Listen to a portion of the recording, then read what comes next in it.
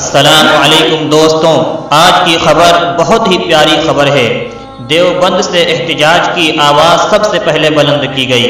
France کے ملعون صدر کے خلاف آج مادر ہند کے شہر دیوبند سے سب سے پہلے احتجاجی صدا بلند کی گئی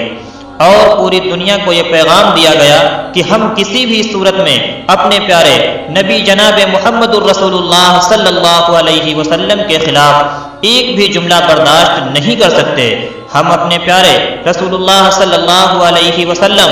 جن کے وجود ہی سے دنیا کا وجود عمل میں آیا، ان کو اپنی جان و مال سے زیادہ عزیز رکھتے ہیں۔ ہم تمام مسلمان اس وقت تک فرانسیسی صدر اور اس کے ملک کی تمام مصنوعات کا مکمل بائیکاٹ جاری رکھیں گے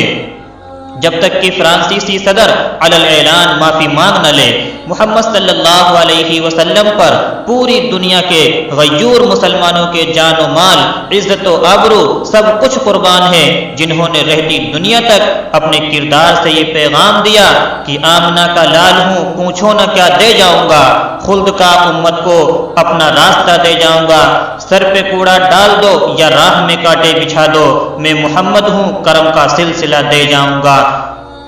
ناظرین، یہ پہلا احتجاج جو ملک ہندوستان میں کیا گیا، یہ بہت ہی سبق آموز ہے اور اس کو زیادہ سے زیادہ شیئر کریں